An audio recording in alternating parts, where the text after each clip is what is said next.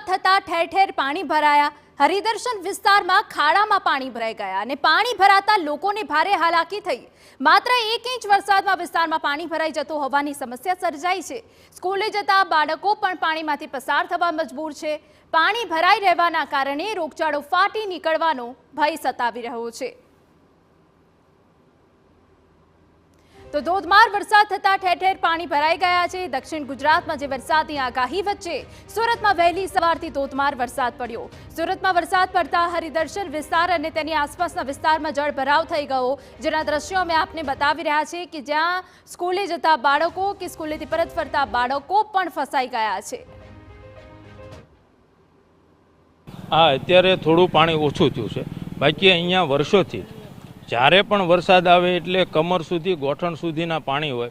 અહીંયા સ્કૂલો પણ આવેલી છે, એટલે અહીંયા છોકરાઓને સ્કૂલે આવવું હોય તો તમામ વાહન વ્યવહાર પણ બંધ થઈ જાય અને છોકરાઓ બિચારા સાયકલો લઈને પોતાનો થેલો લઈને યા તો ઘરે પાછા જતા રહે યા તો ખંભે એનું દફતર મૂકી અને એટલા કમર સુધીના પાણીમાં ભીના કપડે અહીંયા સ્કૂલે આવે છે। આ પ્રકારની પરિસ્થિતિ અહીંયા વર્ષોથી છે, વારંવાર રજૂઆત કરી છતાં પણ કતારગામ ઝોનના ભ્રષ્ટ અધિકારીઓ હોય કે શાસકો હોય એના પેટનું પાણી હલતું નથી।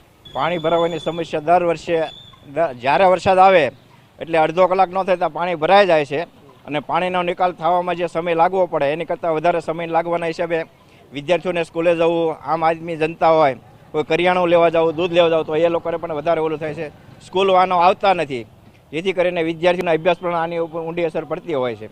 આના માટે સ્થાનિક જે નેતા લાગતા વખતે જે કાંઈ હોય તેઓને વહેલી તકે આનો અમલ આવે એ કરવું જરૂરી મારી રીતે મને યોગ્ય લાગે છે। હા, 1 ઇંચ વરસાદ પડે ને ત્યારે એટલું પાણી ભરાય, વારંવાર રજૂઆત કરવા છતાંય કોઈ કાંઈ કરતું નથી, આવીને જોઈને વયા જાય છે। 1 ઇંચ વરસાદ પડે ને ત્યાં 2 જગ્યાએ પાણી ભરાય છે, કોઈ કાંઈ